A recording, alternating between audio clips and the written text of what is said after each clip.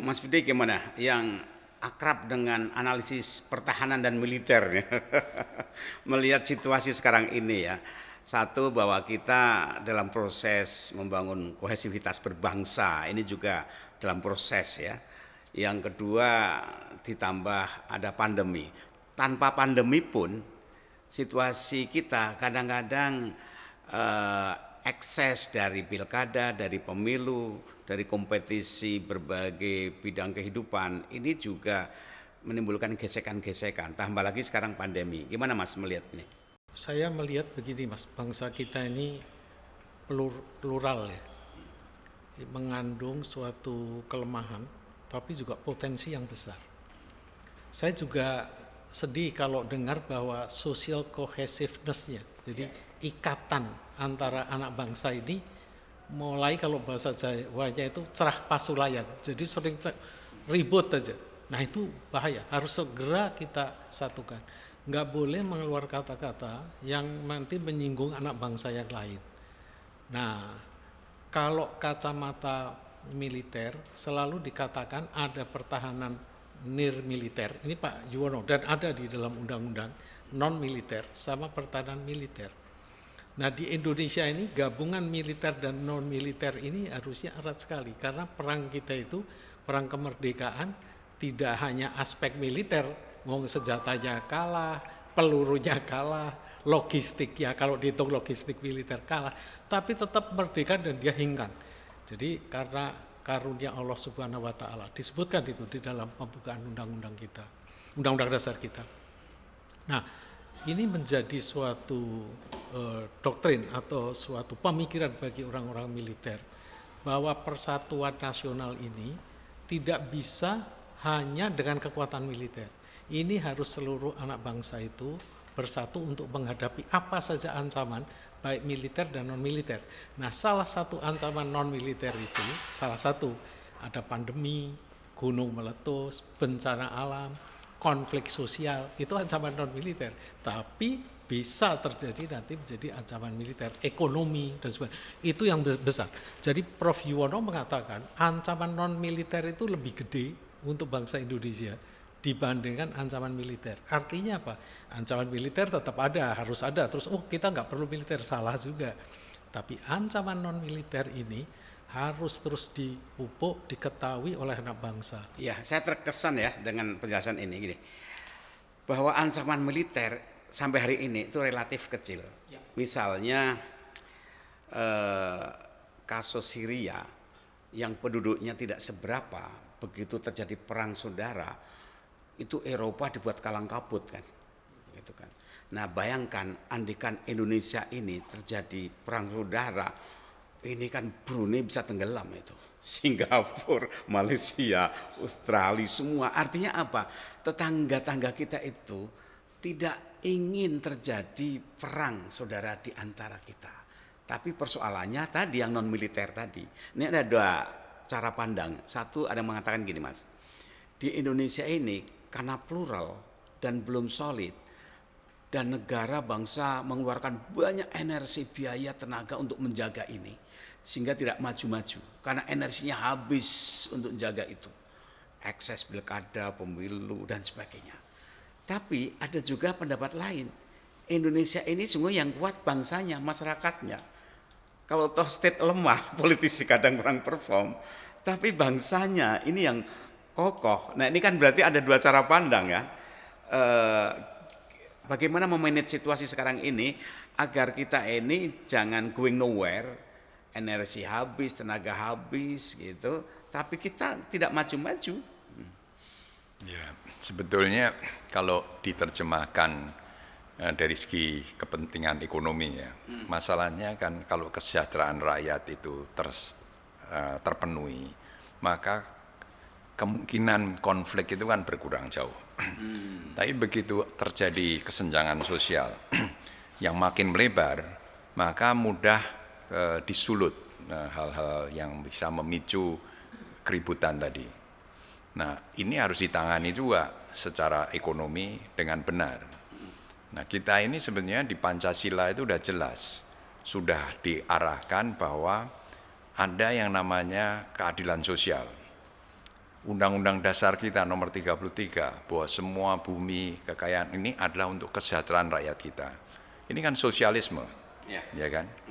Tapi sebaliknya juga ada kata-kata yang di sila kedua itu berkemanusiaan, yang dulu dalam pidato pertama Bung Karno disebut internasionalisme.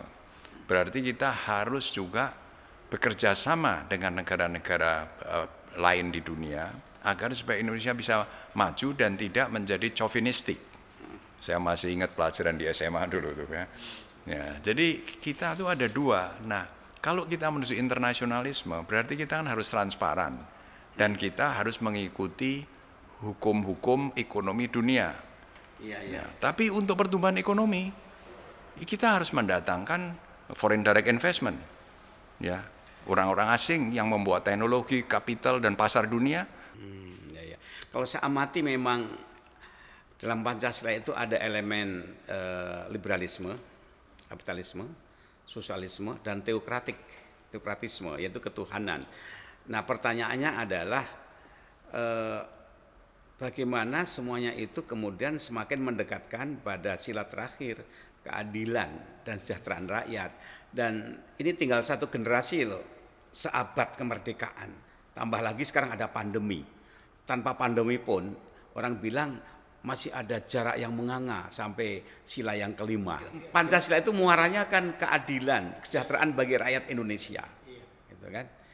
Tapi orang bilang kan masih jauh. Padahal sekarang ini seabad kemerdekaan RI itu tinggal satu generasi, tahun 45. Pertanyaannya dan harapan orang kan seabad itu mestinya kan sudah semakin mendekati cita-cita republik itu. Tapi ini orang bilang masih jauh. Tanpa pandemi pun masih jauh, lebih-lebih tambah pandemi, resesi lagi. Nah, saya itu tertarik Mas dengan apa yang pernah dipikirkan oleh Pak Darmono ini tentang pembangunan 100 kota. Nanti digali lah. Nah, itu untuk pertumbuhan ekonomi. Nah, saya berpikir karena driving force-nya tadi adalah lingkungan hidup. Para generasi muda ini harus berpikir terhadap menerjemahkan 50% harus dijadikan untuk lingkungan hidup.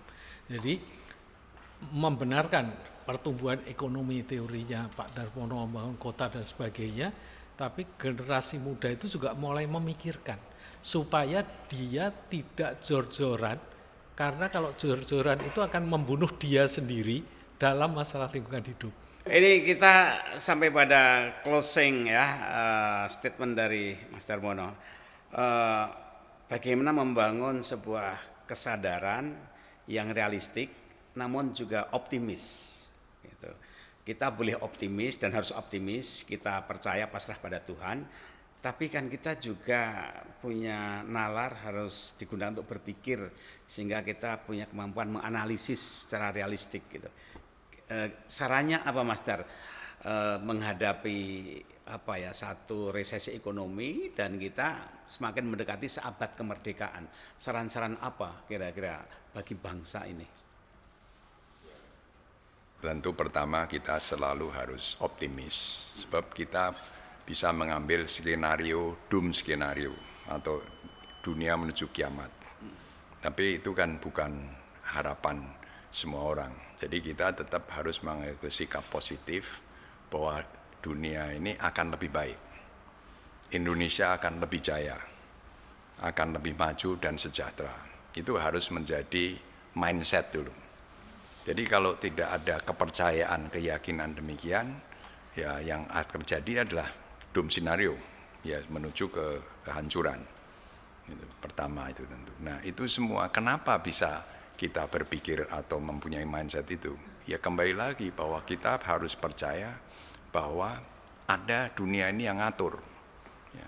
Nah semua terjadi ini apakah kebetulan atau sebetulnya ada yang mendesain.